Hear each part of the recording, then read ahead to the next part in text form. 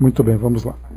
Dando continuidade então ao nosso estudo da Revista Espírita, nós estamos no primeiro artigo da edição de julho de 1861, Ensaios sobre a Teoria da Alucinação.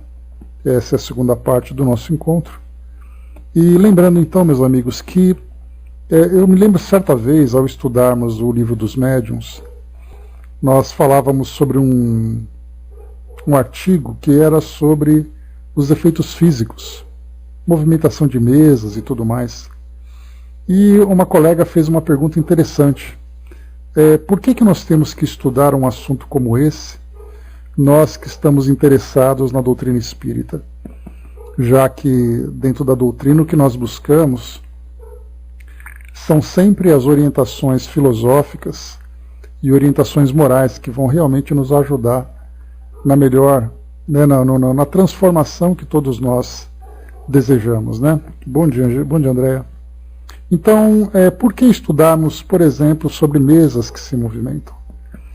É muito importante, né, que nesse caso nós estamos estudando, por exemplo, um artigo, Ensaios sobre a Teoria da Alucinação. Então, ao estudarmos a doutrina espírita numa visão geral, a gente consegue abarcar na sua extensão os aspectos filosóficos, científicos e morais, também ali, claro, o religioso, junto desse moral. Mas quando nós começamos a especificar os nossos estudos, nós vamos compreendendo a ação das leis que regem aqui a nossa jornada terrena, assim como também no mundo espiritual, através dessas particularidades. Então, quando nós estudamos, se estudarmos, por exemplo, de uma forma solta, esse artigo em que Kardec traz para nós teoria da alucinação, ele acaba não tendo sentido. Mas quando nós o contextualizamos em tudo aquilo que a gente estuda diariamente, ele começa a tomar forma e, portanto, começa também a ter importância para todos nós. Então é muito interessante quando pessoas vão ao centro espírita ou ouvem ou assistem a uma transmissão de um estudo e ele trata de um tema específico. Se não é um estudo contínuo, aquele tema não tem sentido, aquele tema não tem valor. Mas quando ele faz parte, então, de um conjunto, ele então começa a ter ali a sua importância, porque ele vai ilustrar exatamente aquilo que nós estudamos na sua generalidade. Então, todo o estudo ele é muito importante, desde que ele seja continuado. Para aqueles que buscam apenas temas específicos, aquele tema pode ser consolador naquele momento, mas ele se torna incompleto quando nós, então, não compreendemos, né, não temos uma visão geral daquilo que ele vai trazer para todos nós.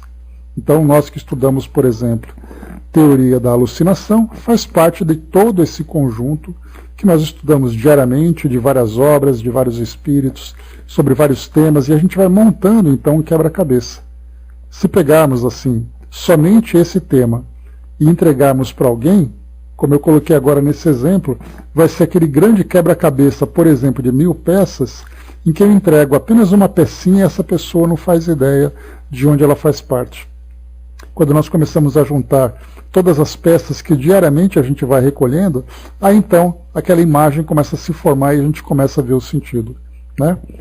André colocou, não entendo que tudo que ouvimos e estudamos de alguma forma vai nos ajudar a formar o grande quebra-cabeça da doutrina. Pois é, André, a gente falou junto, né? Você escreveu. E eu falei aqui, a gente estava sintonizado com essa ideia. Então as pessoas pensam assim, olha, eu quero assistir a 3 estudos, a meia dúzia de estudos e quero compreender a doutrina espírita. E na verdade é um grande engano, porque são anos de estudos contínuos, cada vez mais aprofundados, sobre as mais diversas áreas, os mais diversos temas, para aí sim a gente ter essa compreensão. Né? Muitas, né? Então é muito importante isso, a gente ter essa noção. Então quando me fizeram aquela pergunta, por que aquele tema é importante? Ele se torna importante quando ele faz parte do conjunto. E esse tema também aqui que nós vemos, também tem aqui o seu valor, né? Então tá certo, Angelina. Bom, vamos lá, pessoal. Nós estamos estudando então aqui, mais uma vez, né, o primeiro capítulo, aliás, o primeiro artigo do ano da edição de julho de 61, Ensaios sobre a Teoria da Alucinação. Mais uma vez aqui, como nós conversamos, quando ele traz a ideia do ensaio, na verdade é um artigo em que ele propõe ideias sobre uma determinada teoria, já que não existe ali uma definição fechada, concreta, comprovada para poder explicá-la. Então o ensaio é uma tentativa. E Kardec então ele fala sobre a alucinação, já que os fisiologistas, né, que eram os cientistas da época, tentando entender o funcionamento do cérebro, tentando entender o funcionamento da mente, que são dois elementos importantes, né? O hardware é o cérebro, o nosso software é a mente. Então ali um funciona, né, no caso aqui para nós encarnados, um funciona em conexão com o outro. Então os fisiologistas, estudando esse funcionamento, apresentavam suas ideias de uma pessoa que tinha uma alucinação. E Kardec apresentava a teoria da alucinação relacionada com as aparições. Então não era simplesmente uma ideia solta, ela tinha uma conexão exatamente porque dos fenômenos espíritas que vão sendo estudados, que nós estudamos, Kardec propunha nesse momento falar sobre as aparições. Mas pessoas que viam espíritos, e os espíritos não existiam fisicamente, e para a ciência também não existiam, acabava tendo a ideia da alucinação. Como a alucinação pode ser explicada? Então Kardec iniciou, só que logo no comecinho ele diz assim: os que não admitem o mundo incorpóreo e invisível julgam tudo explicar pela palavra alucinação. Então ele vai trazendo para nós aqui os debates em torno, né? Se é uma alucinação, onde se forma na região do cérebro, em qual região se forma exatamente a imagem de uma alucinação? Como ela se forma? Né? Então ele foi trazendo aqui várias ideias. E após todas essas teorias, esses debates, né, quando ele coloca assim perguntas, por exemplo, mas se é um produto da sua imaginação, como é que descreve tais coisas como se estivessem presentes? Há, pois, diante dele um quadro, uma fantasmagoria qualquer. Então, qual o espelho sobre o qual se reflete essa imagem? Qual é a causa que dá a essa imagem a forma, a cor e o movimento? É o que inutilmente temos procurado a solução na ciência. Isso porque explicar o fenômeno espírita através do conhecimento da ciência terrena acaba sendo ali algo muito limitado. E o próprio Kardec, bom dia Fabi, o próprio Kardec lá no livro O que é o Espiritismo, ele fala, né, a ciência terrena lida com questões do mundo terreno. Aquilo que acontece de fenômenos do mundo espiritual, a ciência terrena não tem o que opinar, já que ela não tem fundamentos para isso. E aí então cabe à doutrina espírita, na sua metodologia científica, procurar as suas explicações, os seus estudos, as suas investigações. Depois Kardec coloca também, né, provam os fatos que há verdadeiras aparições, perfeitamente explicáveis pela teoria espírita e que só podem ser negadas pelos que nada admitem fora do mundo visível. Mas ao lado das visões reais, haverá alucinações no sentido ligado a essa palavra? Isso não é duvidoso. O essencial é determinar-se os caracteres que as podem distinguir das aparições reais. Qual a sua fonte? Aí depois Kardec traz aqui inclusive um trecho, né, de uma resposta dos espíritos, falando sobre, né, podem ser consideradas como aparições as figuras e outras imagens que muitas vezes se apresentam no primeiro sono ou simplesmente quando se fecham os olhos? E aí, então os espíritos falam para nós que o espírito, né, quando nós temos os sentidos entorpecidos, né, o sono vai chegando, a gente vai se desligando, o espírito se desprende e ele próprio começa a gerar as suas imagens na mente. Né? Então ele diz assim, o espírito se prende e pode ver longe ou perto o que não poderia ver com os olhos. Por vezes essas imagens são visões, mas também podem ser o efeito das impressões deixadas pela vista de certos objetos no cérebro, que lhes conserva traços como conserva sons. Então, desprendido, o espírito vê no próprio cérebro essas impressões, que se lhe fixaram como se o fizessem com uma chapa de daguerreótipo, que era ali o início, né, da máquina fotográfica, a impressão numa chapa. Então ele vai trazendo explicações. Kardec então vai debatendo, até que ele chega aqui no final, na página 193, onde nós paramos, e ele diz assim, na 192: a imaginação também desempenha um papel que é preciso distinguir da alucinação propriamente dita, conquanto essas duas causas muitas vezes estejam reunidas. Ela empresta a certos objetos forma que estes não têm, como faz ver uma figura na lua ou animais nas nuvens.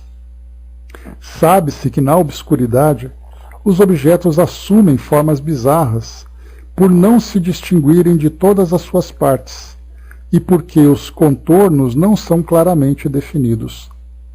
Quantas vezes à noite, num quarto, um vestido pendurado, um vago reflexo luminoso, não parecem ter uma forma humana aos olhos das pessoas de maior sangue frio. Então, assim, né, até as pessoas mais corajosas acabam ficando com essa impressão de que viu um vulto, de que viu alguma coisa estranha no quarto, né? Se juntar o medo ou uma incredulidade exagerada, a imaginação fará o resto. Compreende-se assim que a imaginação possa alterar a realidade das imagens percebidas durante a alucinação e emprestar-lhe formas fantásticas. As verdadeiras aparições têm um caráter que, para o observador experimentado, não permite confundi-las com os efeitos que acabamos de citar. Então aqui Kardec coloca, que no último trecho do que nós estudamos na semana passada, para um observador experimentado analisar as aparições.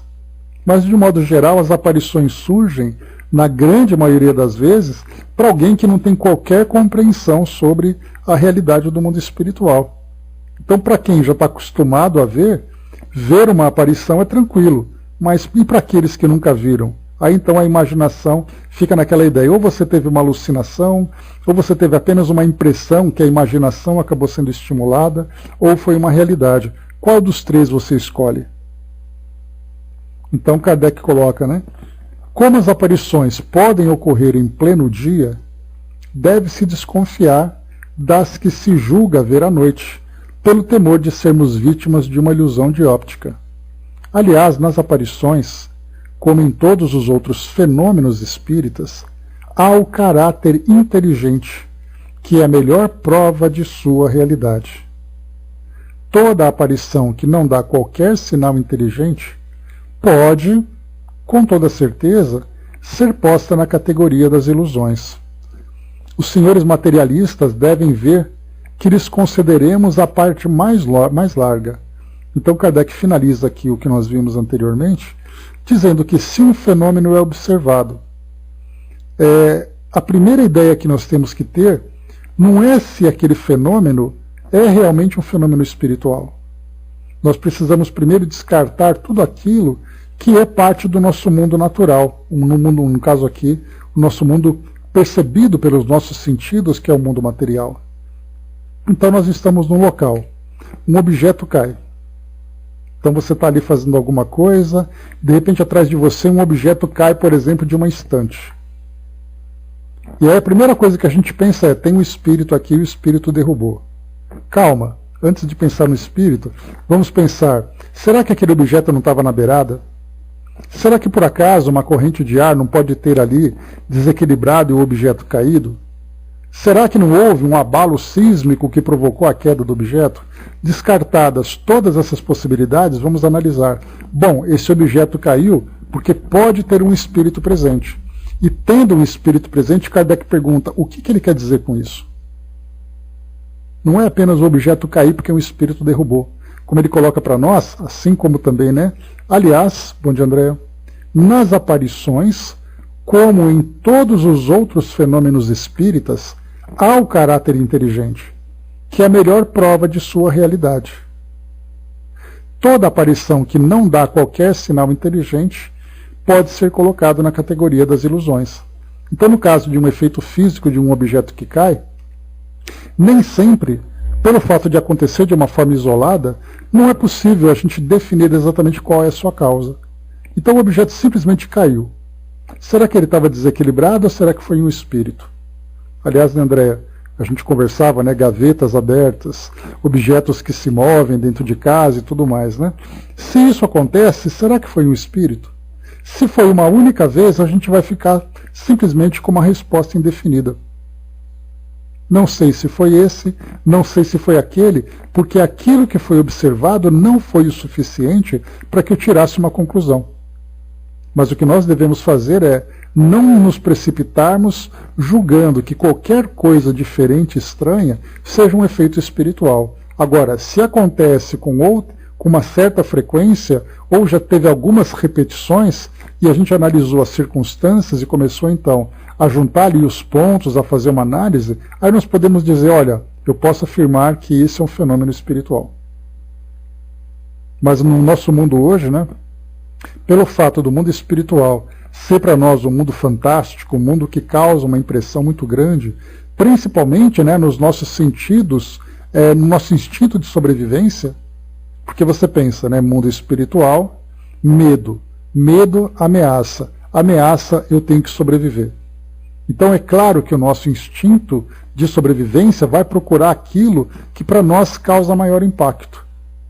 É muito interessante no nosso trabalho do Espiritismo.net, algumas pessoas nos mandam fotos de situações perguntando assim, escuta, vocês podem ajudar a analisar para ver se isso foi a presença de algum espírito? Aí eles mostram uma foto borrada, uma foto que tem sombra, uma foto que tem alguma mancha. Então a nossa resposta não é nem sim nem não, porque primeiro nós não estávamos ali para analisar as circunstâncias em que aquilo aconteceu. Segundo, não tínhamos e não temos especialidade para fazer análise de fenômenos físicos, já que nós temos outros estudiosos da doutrina espírita que lidam com isso com mais frequência. Estudando transcomunicação, né, Brás, que a gente sempre comenta, então são estudiosos que fazem experimentos, que fazem análise, que fazem acompanhamento de fenômenos, mas no caso, assim, de um modo geral, eu te mando uma foto para você definir se é espiritual ou não. Então o nosso papel é responder para aquela pessoa com calma, dizendo, olha, a primeira coisa que a gente tem que analisar é se o ambiente provocaria aquele tipo de fenômeno, aquela claridade, aquela mancha. Segundo, se a fotografia foi tirada realmente dentro daquelas circunstâncias. Terceiro, se a máquina fotográfica ou o celular, o aparelho que registrou aquela imagem, se ele não traz nenhum tipo de defeito, se ele não traz nenhum tipo de problema. E no final, sim, é possível também que seja um fenômeno espiritual, em que realmente um espírito foi registrado através daquele equipamento, porque os espíritos irradiam, né, emitem ondas eletromagnéticas que podem ser captadas em determinadas circunstâncias. Mas depois nós continuamos, mas isso é absolutamente natural, porque o fato de você registrar um espírito numa máquina fotográfica, num celular, numa fotografia, não quer dizer que somente ele naquele momento estava presente. Porque conforme questão 959, os espíritos nos influenciam e tal. Então quer dizer, se você tirar uma foto e você não registrar nenhum espírito, isso não significa que você está sozinho. E o fato de você tirar uma foto e aparecer um espírito, não quer dizer que isso seja algo extraordinário. Porque o espírito vai estar sempre ali com você, como acontece em todas as circunstâncias. Então, a gente vai percebendo que a lógica vai nos encaminhando para esse raciocínio. Mas primeiro, antes de chegarmos a essa conclusão de que os espíritos realmente ali podem influenciar, podem estar presentes aqui nos nossos equipamentos, ou mesmo provocarem fenômenos físicos, de efeitos físicos, né? Movimentação, barulhos, aparições e tudo mais, antes de chegarmos a essa conclusão, vamos analisar primeiro todas as possibilidades para descartar tudo aquilo. E se a observação que foi feita, se ela é o suficiente para nós chegarmos a essa conclusão. Então, simplesmente assim. Perde até a graça, né, bom dia, embaixador? Acaba perdendo até a graça, né, de analisarmos por essa perspectiva. Analisarmos dessa forma. De vermos assim que simplesmente aquilo que parecia ser pavoroso, simplesmente perdeu a graça. Porque a razão conseguiu definir, a razão conseguiu encontrar ali a sua melhor forma de análise. Brás colocou, né, um amigo meu uma vez foi fotografar um quadro em tela do avô e revelou, apareceu um irmão dele que morreu em acidente em uma cerâmica, né, e estava com a mesma camisa que estava com ela, né. São situações que são curiosas, né. Então a gente começa a analisar todas as possibilidades e depois que todas elas foram descartadas, aquilo que é, né, como disse Sherlock Holmes, né, descartando aquilo que é impossível, o que sobrar pode ser verdade, por mais improvável que seja. E assim a gente vai aplicar no próprio fenômeno, na análise do fenômeno espiritual. Continuando, vamos lá. Bem interessante analisar assim, né? Kardec, então, continua, agora entrando no nosso tema de hoje. Tal como é, nossa explicação dá a razão de todos os casos de visão? Certamente que não. E desafiamos todos os fisiologistas a que deem uma só, do seu ponto de vista exclusivo, que resolva a todos. E aí nós conversamos na semana passada a respeito dos sistemas, né, vendo ali os primeiros capítulos do Livro dos Médiuns, em que nós vamos encontrar todos os sistemas que eram criados, ou seja, um conjunto de explicações, isso forma um sistema, para poder explicar determinado tipo de fenômeno. Então o fenômeno de aparição, o fenômeno de, na verdade, os truques que são feitos, as simulações, as ilusões, cada uma explicação dessa se torna um sistema. E Kardec coloca, já que você não acredita que há algo além da matéria, e você tem o seu sistema, me apresenta o seu sistema, mas ele deve servir para todos os tipos de casos. E não apenas para aquele. Porque você pode ter uma explicação para aquele caso, mas tendo essa explicação, você não pode, somente com essa explicação, negar toda essa realidade dos fenômenos que nos envolvem. Por isso ele coloca, né? Desafiamos todos os fisiologistas que deem uma só, do seu ponto de vista exclusivo, que resolva a todos. E aqui ele traz, na verdade, um desafio para os fisiologistas da época, que eram aqueles opositores dos fenômenos espirituais. Lembrando mais uma vez que, analisando de uma forma mais ampla, a ciência nunca foi uma opositora da religião. Embora nós tivéssemos cientistas e religiosos que viveram ali suas vidas, né, em constante conflito, em constante guerra para impor as suas verdades. Mas a ciência e a religião são duas instituições que se completam. Por exemplo, completam no sentido de fazem parte da natureza humana. Então a ciência não nega a religião, mas ela espera que aquilo que a religião defenda seja comprovado pelos fatos que a ciência precisa, porque a ciência por si só precisa desses elementos para poder comprovar a sua realidade. Então ela não quer destruir a religião, ela só espera que aquilo que a religião traga seja palpável, seja analisável pela perspectiva científica. E ao mesmo tempo a religião, por sua vez, defende o seu lado. Ela diz assim, o fato da ciência não conseguir comprovar alguma coisa não quer dizer que não exista. Ela apenas não conseguiu ainda alcançar métodos, alcançar conhecimento para poder explicar aquilo que não é explicável nesse momento. Então a ciência espera que a religião traga os elementos e a religião espera que a ciência evolua para poder alcançar o entendimento daqueles fenômenos. Mas os cientistas, de modo geral, motivados pelo seu orgulho, motivados pela vaidade, brigam, né, cientistas e religiosos, brigam para impor a sua verdade. E a doutrina espírita traz para nós um outro raciocínio, dizendo, calma, cada um ali no seu quadrado. A ciência só pode ir até onde ela alcançou. E a religião não pode ir além daquilo que a razão permite. Porque do contrário vira fantasia. E da ciência, se ela se limitar àquilo que ela conhece, ela vai materializar aquilo que vai além da matéria. Então tudo vai evoluindo paralelamente. E a doutrina espírita vai procurando sempre fazer com que, buscando o conhecimento dessas duas áreas, tanto a espiritual como a científica, encontrar ali respostas para os fenômenos que são observáveis, mas que não podem ser comprovados. Bom dia, dona Miriam.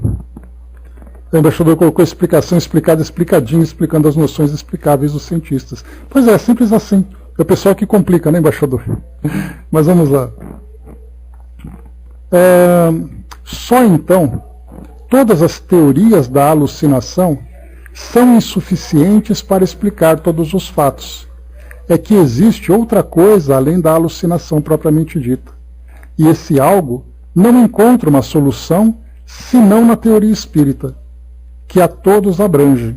Teoria espírita. Então são explicações que a doutrina espírita propõe a partir daquilo que ela analisou e a partir das orientações que vieram por um método que também é analisável a partir de um método científico, que é a própria prática mediúnica. Então a doutrina espírita propõe para nós esse tipo de entendimento. Agora cabe, com o passar do tempo, chegarmos ali a uma explicação. Com efeito, se examina com cuidado certos casos de visões muito frequentes, ver-se-á que é impossível atribuir-lhe a mesma origem que a alucinação. Então aquela teoria que explica uma alucinação não se aplica nas aparições que acontecem com frequência. Então, se a alucinação não é a resposta, qual será a resposta então? A ciência vai procurar dentro dos seus catálogos, digamos assim, dentro da sua enciclopédia, aquilo que pode explicar aquele fenômeno. Mas explicando aquele fenômeno, você explica uma coisa, mas outros tipos de fenômenos vão acontecendo. Então aí vem o grande desafio, né? Que é o que Kardec apresenta exatamente nesse artigo, que se nós analisarmos, ele é provocativo para a época. Porque sempre que vinha um fato ou um relato sobre um determinado tipo de fenômeno, rapidamente apareciam aqueles conhecedores da ciência dando uma explicação para desmascarar aquilo que foi apresentado. E aí Kardec, então, aqui ele faz essa provocação. A ciência não é capaz de explicar tudo.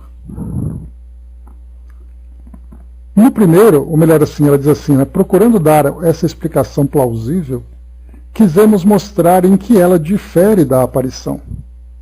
Num e no outro caso, ou seja, na alucinação ou na aparição, é sempre a alma que vê, não os olhos.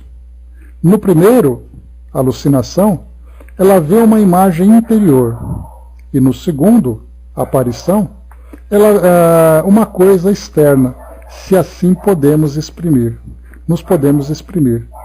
Quando uma pessoa ausente, na qual absolutamente não pensamos, e que julgamos com saúde, se apresenta espontaneamente, quando estamos perfeitamente despertos, e vem revelar particularidades de sua morte, ocorrida naquele mesmo instante, e da qual, consequentemente, não se podia ter conhecimento, tal fato não poderá ser atribuído a uma lembrança, nem a preocupação do espírito. Supondo se tenham tido apreensões sobre a vida dessa pessoa, restaria ainda por explicar a coincidência do momento da morte com a aparição, e, sobretudo, as circunstâncias da morte, coisa que não se pode conhecer nem prever. Pode-se, pois, classificar entre as alucinações as visões fantásticas, que nada têm de real, mas o mesmo não se dá com as que revelam atualidades positivas, ou seja, atualidades concretas, confirmadas pelos acontecimentos. Explicá-las pelas mesmas causas seria absurdo e mais absurdo ainda atribuí-las ao acaso, esta suprema razão dos que nada têm a dizer. Só o Espiritismo lhes pode dar a razão pela dupla teoria do perispírito e da emancipação da alma, mas como crê na ação da alma, quando não se admite a sua existência, mas como crê na ação da alma, quando não se admite a sua existência. Então Kardec fecha aqui esse raciocínio, nesse ponto, falando exatamente sobre isso, dando exemplo sobre a aparição de uma pessoa que acaba de morrer. Então vários relatos são assim, né? De pessoas, por exemplo, que têm premonição. Me recordo, na época do tsunami, que aconteceu em 2004, E em 2001, quando teve ali o ataque às Torres Gêmeas, várias notícias, pessoas vieram trazer ali relatos, né, nos meios de comunicação, falando sobre premonições. Aquele sonho dizendo que você não deveria ir para tal lugar, aquele sonho que você disse que aconteceria tal coisa, e as coisas foram se confirmando. Como prever isso tudo? Como é que aquela pessoa saberia que aquilo poderia acontecer? E aí vai dizer, mas é alucinação. Não, mas o que ela disse aconteceu de fato. Então ela não estava alucinando, ela não estava adivinhando que 2 aviões bateriam em 2 prédios enormes e os prédios desabariam. Como é que uma pessoa poderia ser tão criativa e coincidir dela lançar essa informação na véspera daquele acontecimento? Como é possível isso? Então, várias situações que acabam desafiando a nossa lógica materialista. O Brás colocou aqui, né, uma vez perguntei a um ufólogo como eles poderiam provar, né, o agroglifo, né, vinha realmente, se o que um agroglifo vinha realmente de um ET. A resposta foi, né, muito fácil. Quando é feito por ETs, eles não quebram a haste da planta, né, dobra sem quebrar. Né. A investigação é cheia de detalhes, né. Mas a pergunta é, Brás, observa bem, até mesmo para esse ufólogo, a planta, se é feita por um ET, a planta dobra sem quebrar. Por acaso ele já viu algum ET fazendo isso e mostrando que a planta não quebra? Como é que ele pode dizer assim, não, o ET não quebra a planta, porque ele já te contou isso?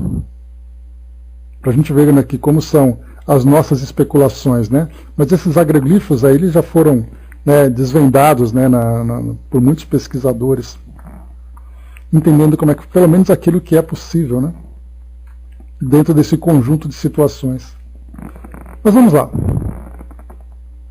Não levando em nenhuma conta o elemento espiritual, a ciência se acha impotente para resolver uma multidão de fenômenos e cai no absurdo ao querer tudo referir ao elemento material. Então aqui quando ele fala sobre uma multidão de fenômenos, é tudo aquilo que hoje nós estudamos, né? Na época de Kardec era mais complicado, porque os fenômenos eram registrados em revistas, em contos, em histórias e tudo mais, né? Vai saber, Brás, né? Essa questão, como é que pode provar que os humanos não conseguem fazer e um ET consegue fazer? Já se viu algum ET fazendo isso? Então a gente percebe assim que esse é um sistema que ele não é consistente. Eis aí a grande questão, né? Mas enfim, então foi colocado aqui para nós essa questão da multidão de fenômenos. Então naquela época nós estávamos no século XIX e não era possível você registrar, né? Não, Brás, o que eu estou colocando é que quando você argumenta que à noite as pessoas fazem e quebram a haste, e um ET não quebraria a haste, como é que se pode provar que o ET que não quebraria? Por acaso já foi visto alguma coisa feita por um alienígena numa plantação? E se por acaso na plantação o ET também quebrasse? Vamos dar vazão para esse raciocínio, né? Então esse sistema que explica que aquilo é comprovável facilmente, que a ação de um humano, porque os ETs não quebrariam a haste da planta, isso é inconsistente. Porque para isso você precisaria mostrar algum tipo de efeito feito por algum tipo de fenômeno provocado por um alienígena que não tivesse quebrado a haste. Então esse argumento ele não é consistente. Esse é um sistema falho que ele apresentou. Para vocês perceberem o que são os sistemas. Que você procura sempre fazer alguma coisa, né? Pois é, aí também não tem provas para isso também, né? Esse que é o detalhe, né? Porque as pessoas não conseguem comprovar. Daí a grande angústia que se tem de saber se realmente os alienígenas estão entre nós ou não, e se eles estiverem, né, qual é a comprovação que a gente pode ter. Daí também surge uma série de sistemas, que foi o que aconteceu, por exemplo, naquele livro que eu comentei com vocês, né, do Carl Sagan, O Mundo Assombrado pelos Demônios, quando ele trazia ali uma série de explicações que para ele era plausível, de pessoas, por exemplo, dentro dessa área, que foram abduzidas por alienígenas, de mulheres que engravidavam durante essas abduções. Mas e se realmente aconteceu isso? nós não temos como comprovar. Mas, ao mesmo tempo, a ciência apresenta um argumento dizendo que essas pessoas sofriam de alucinação, sofriam de transtornos psíquicos e inventavam que esses apagões que elas tinham na memória eram resultado dessas abduções. O que a gente está fazendo aqui é estimular exatamente esse raciocínio em cima de algo que não é tão simplesmente explicável e da facilidade que nós temos de apresentar sistemas. Porque da mesma forma que um sistema é apresentado para desmascarar um fenômeno que, a princípio, é considerado um fenômeno alienígena, a gente pode também colocar como um fenômeno espiritual, usar esse mesmo raciocínio. Já que eu não tenho como comprovar, nós então vamos apresentar um sistema para poder trazer ali a razão para a ciência tradicional, para a ciência comum, vamos dizer assim, né? Mas vamos lá, como foi colocado aqui então para nós, mais uma vez lendo esse trechinho. Não levando em nenhuma conta o elemento espiritual, a ciência se acha impotente para resolver uma multidão de fenômenos que caem no absurdo ao querer tudo referir ao elemento material. Então, como eu dizia para vocês, naquela época era muito difícil de registrar esses fenômenos. Porque você não tinha gravador, você não tinha máquina fotográfica, você não tinha filmadora, então tudo que vinha eram relatos. E você tem uma revista que traz um relato que aconteceu em 1820.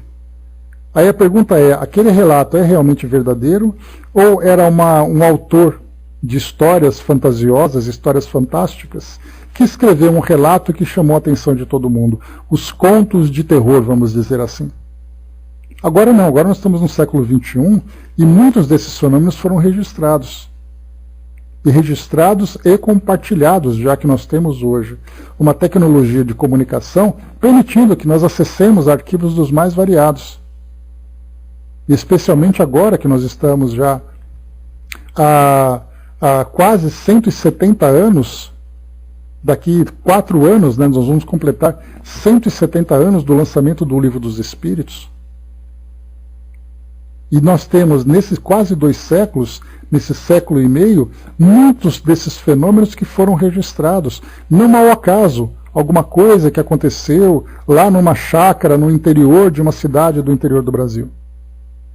Na verdade, nós temos hoje grupos espíritas, médiuns que são estudados, que trabalham, que vão agora registrando tudo isso. Então já não é mais alguma coisa de contos da meia-noite. Agora são eventos que aconteceram com pessoas que estudaram e viram o fenômeno acontecer. Eis aí a grande questão. E ele diz assim, é principalmente em medicina que o elemento espiritual desempenha um papel importante, quando os médicos o levarem em consideração, enganar-se-ão com menos frequência do que agora. Então Kardec já chama atenção da medicina para prestar atenção no fenômeno espiritual, porque a medicina estuda o organismo, e o organismo não é somente matéria, o organismo também tem ali o componente energético, e também tem o elemento espiritual, então tem que analisar a estrutura do ser humano, por exemplo, em todas as suas esferas, na esfera biológica, na sua esfera energética, na sua esfera consciencial, digamos assim. E a partir dali, então, ela passará por uma grande revolução. Inclusive é o que a gente tem visto hoje, né? A medicina espiritual, terapias que são apresentadas visando esses corpos energéticos ou esses corpos espirituais. Aí, diz aqui Kardec, extrairão uma luz que os guiará mais seguramente no diagnóstico e no tratamento das doenças. Olha só Kardec aqui já antecipando aquilo que no século XXI se tornaria algo estudado, século XX e século XXI, algo que seria estudado pela doutrina espírita, quando se foi criado, por exemplo, a Associação Brasileira de Médicos Espíritas. Eis aí a grande questão. É o que já se pode constatar desde o presente na prática dos médicos espíritas. Olha só. É o que já se pode constatar desde o presente na prática dos médicos espíritas, cujo número aumenta dia a dia. Tendo a alucinação uma causa fisiológica, estamos certos de que encontrarão um meio de a combater. É no caso a psiquiatria, né? Já que a alucinação pode ser o resultado de um distúrbio psicopatológico, os médicos, então, nesse caso médicos espíritas, passarão a se dedicar nas terapias. Inclusive, né, lembrando, né, que a psiquiatria, né, dos métodos que eram utilizados no século XVII e século XVIII, mas principalmente no século XIX, aquelas práticas bizarras, né, que a gente via. Falamos até, né, de eletrochoque, lobotomias e outras práticas, né? Então deixaremos ali de analisar apenas a questão material, biológica do organismo e a questão fisiológica do seu funcionamento e começaremos a analisar a parte energética e a parte espiritual. E aí então doenças serão analisadas e tratadas nesse sentido. Então, para quem não sabia, olha só Kardec informando que já naquela época nós tínhamos médicos que também eram espíritas e passavam a olhar os seus pacientes por uma nova perspectiva. Então, se nós acreditamos que isso é uma novidade do século XX, já era. No século XIX isso já estava acontecendo com pessoas contemporâneas a Kardec. Conhecemos olha só então, ó. Conhecemos que, graças ao Espiritismo, está a caminho de descobertas do mais alto alcance, porque ele deu a conhecer a verdadeira causa de certas afecções rebeldes à medicina materialista.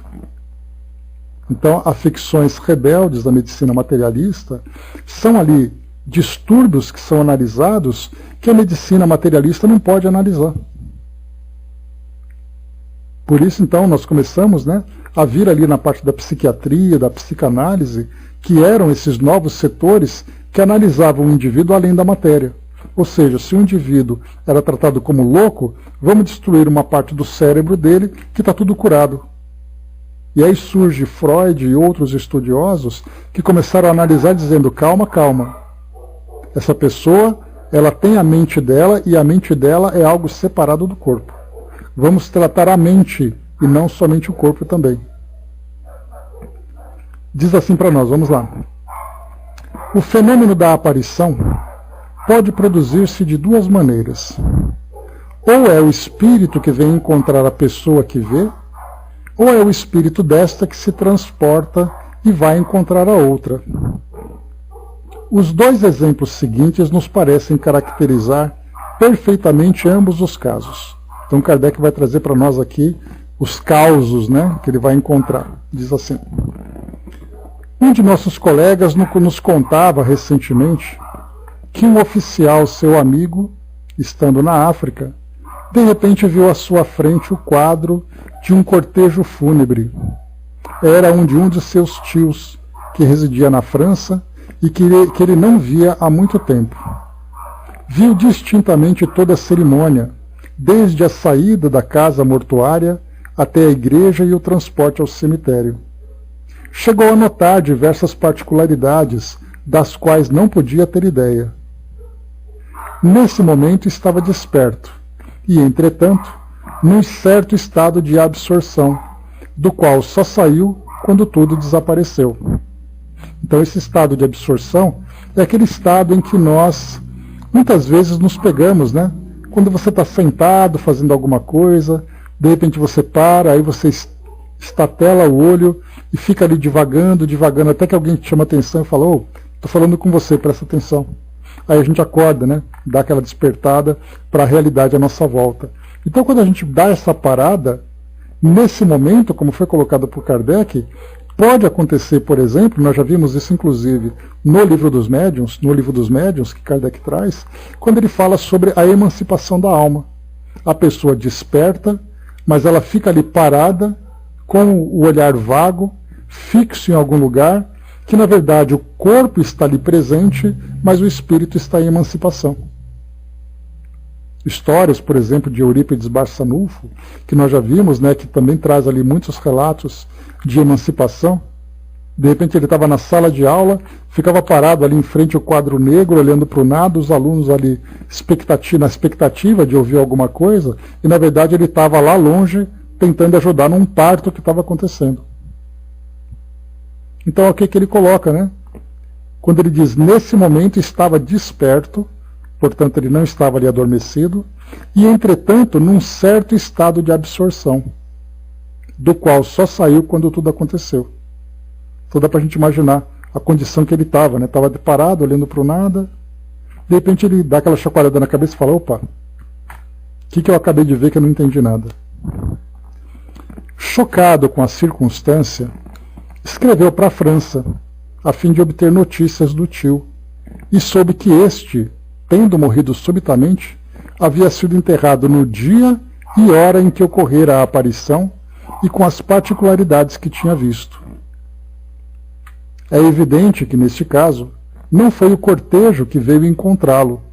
Ele é que foi encontrar o cortejo, do qual teve percepção por efeito da segunda vista.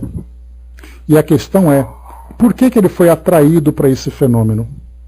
Aí é algo que a gente não tem como explicar.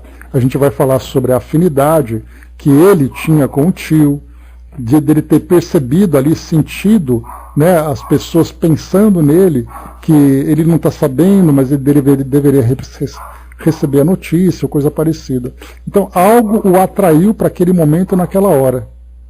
Algo que nós não compreendemos, mas que ele testemunhou. E, portanto, isso não era uma alucinação, já que ele relatou exatamente aquilo que aconteceu.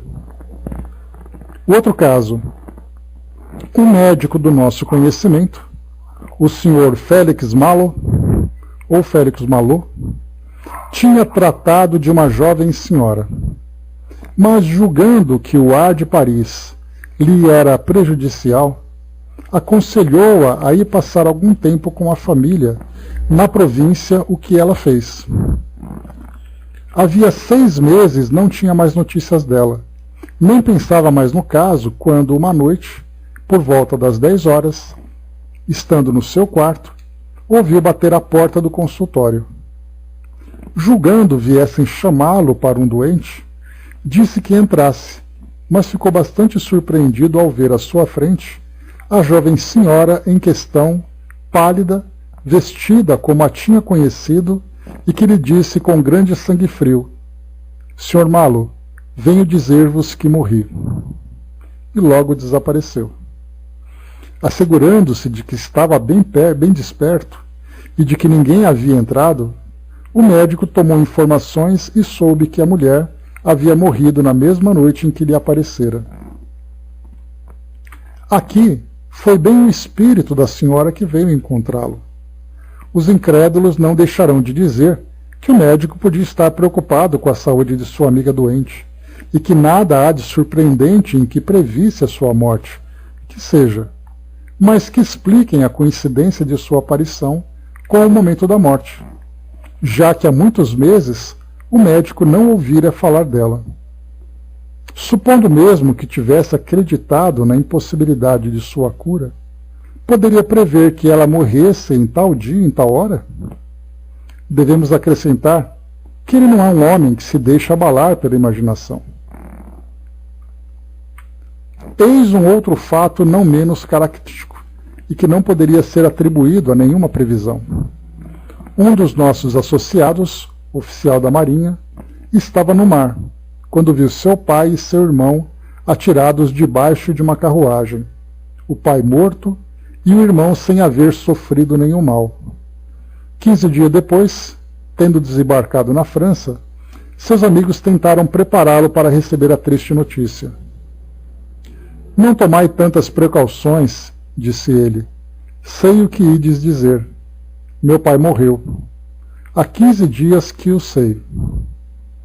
Realmente, seu pai e seu irmão, estando em Paris, desciam de carruagem os Campos Elíseos. O cavalo assustou-se, o carro quebrou-se, o pai morreu e o irmão apenas sofreu algumas contusões. Esses fatos são positivos, atuais, e não se dirá que sejam lendas da Idade Média. Se cada um recolhesse suas lembranças, ver-se-ia que tais fatos são mais frequentes do que se imagina. Perguntamos se alguns deles têm os caracteres da alucinação. Pedimos aos materialistas que deem uma explicação do fato relatado no artigo seguinte. Então Kardec aqui traz, né, já como eu falei para vocês, ele trouxe esse artigo com um tom bastante provocativo. Ele queria realmente aqui desafiar as pessoas que falavam que as aparições estavam relacionadas com a alucinação.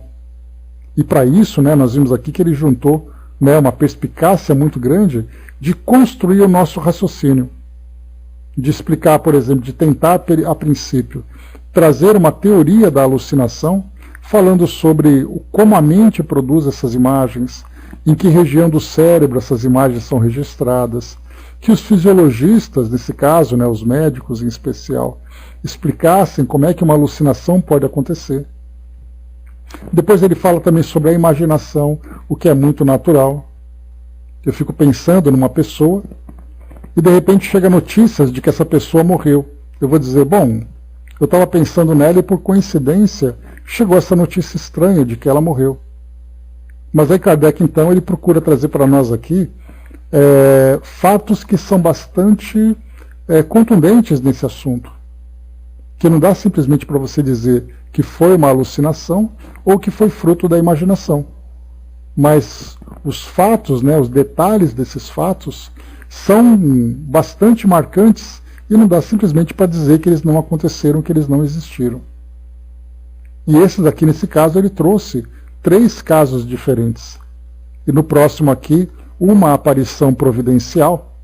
Ele traz aqui uma notícia do Oxford Chronicle, né, do mês de junho de 61, uma história que aconteceu no navio em 1828. Então nós já vimos 3 casos, ele traz esse próximo caso, eu não vou ler nada aqui para a gente poder ver junto na semana que vem, mas são fatos que não podem ser simplesmente explicados por regras da nossa ciência. Pelo contrário. E nos tempos atuais acontece a mesma coisa, né? Então, quer dizer, as pessoas podem inventar histórias. Mas quando a gente vai analisar fatos como esse, primeiro você tem que ter testemunhas.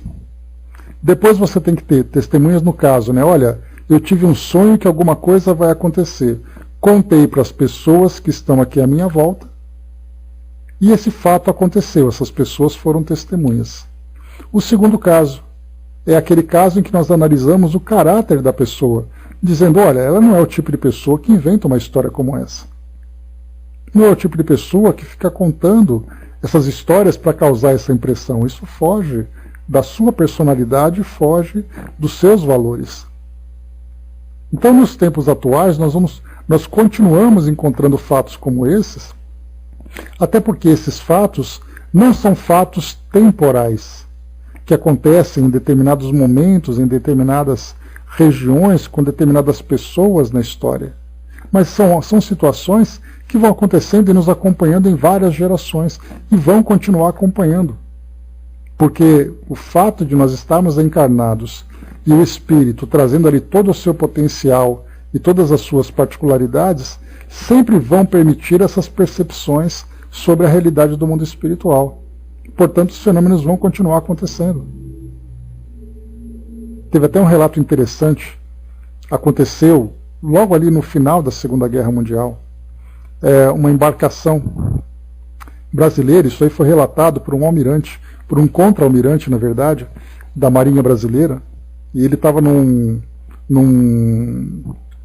cruzador brasileiro, né, patrulhando o Atlântico, e ele comentava que em certa região mapeada do Atlântico, ficava o navio ali fazendo patrulhas, né, e observando o movimento, né, especialmente ali em busca de embarcações inimigas, né, no caso dos alemães, tanto submarinos como no caso de navios e até mesmo aviões também, por que não? E aí então haveria rendição. O navio ia até lá, faria a rendição do outro navio e o outro voltaria para casa, no caso ali seria no porto de Recife, até chegar no Rio de Janeiro, onde era a sede da esquadra brasileira. E aí então, no momento em que foi feita essa rendição, o comandante do navio falou assim, alguma coisa, né, nesse sentido, prepare toda a tripulação para nós fazermos aqui um evento de saudação para aquele navio que está chegando. Aí o pessoal, né, um dos assistentes, né, do comandante do navio, perguntou, mas não tem sentido fazer esse tipo de cerimônia, porque é só uma rendição, é o navio que vai substituir o outro, e portanto não tem sentido fazer isso. E aí então o comandante disse, cumpra a ordem que eu dei. E aí então o pessoal falou, tá bom, então vamos fazer isso. E aí todos, né, ficaram ali no posto de continência, fizeram ali uma cerimônia para saudar aquele navio. E aí o outro navio que estava chegando não entendeu nada, né? Mas por que eles estão fazendo isso? Era só tocar ali, né, a buzina, né, dizendo, olha, chegamos, boa viagem, tchau. Mas fizeram todo aquele cerimonial. E aí depois de um tempo, então, aquele navio que estava indo embora, né, que estava voltando para o porto, no meio do caminho houve uma explosão. E muita gente morreu naquele navio. E aí então depois, o comandante do outro navio que pediu para prestar aquela homenagem, chamou ele, o primeiro oficial, e falou assim, olha, agora eu posso te explicar por que eu pedi para você fazer isso. Porque havia um sentimento muito forte dentro de mim de que eu tinha que me despedir daquelas pessoas. Não sei porquê, mas eu precisava fazer isso. E realmente, depois que foi feito isso, algumas horas depois, houve uma explosão e vários marinheiros morreram. Então esse relato, que veio através de um oficial general da Marinha do Brasil durante a guerra, que não tem nada a ver com o espiritismo, tem essa questão. O que ele fez? O que fez aquele comandante daquele navio sentir aquilo? Ter aquela impressão. E aí então vem os sistemas, né? De que forma que isso poderia ser explicado. Eu vou tentar encontrar esse relato e trago para vocês, coloco lá no nosso grupo para vocês ouvirem o relato do próprio comandante, porque é muito sensível, muito emocionante o modo como ele conta, porque ele viveu aquilo. Ele estava na embarcação que explodiu. E o modo como ele conta, né, é algo que mostra para nós assim que não foi coincidência. Ele sentiu vontade de saudar os companheiros, e naquele momento em que ele fez a saudação, pouco tempo depois, muita gente ali morreu. Então não foi assim, foi uma doideira que ele teve na hora que pediu para fazer aquilo.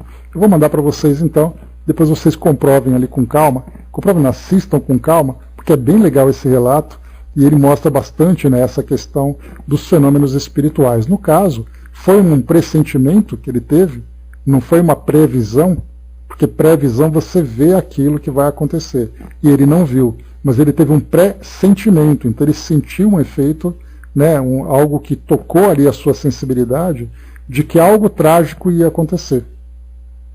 E aí depois então ele acabou se comportando dessa forma. Algo bastante interessante que vai ilustrar para nós um pouquinho sobre a ideia da alucinação.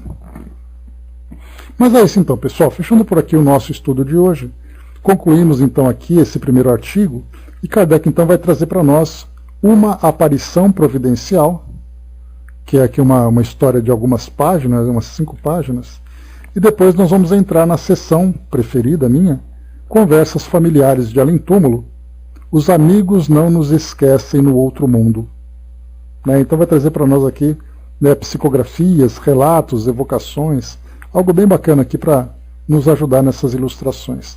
Então acabamos aqui de trazer mais algumas pecinhas para o nosso quebra-cabeça, para ajudar